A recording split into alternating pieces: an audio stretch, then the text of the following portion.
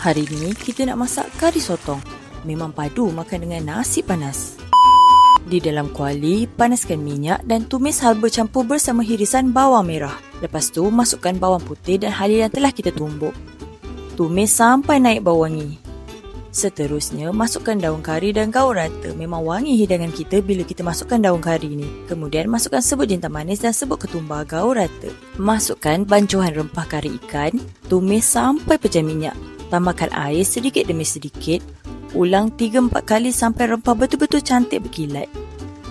Kemudian masukkan air asam jawa. Air asam jawa ni boleh adjust ikut tahap masam yang anda suka. Masukkan santan, tambahkan sedikit air dan gaul hingga sebati.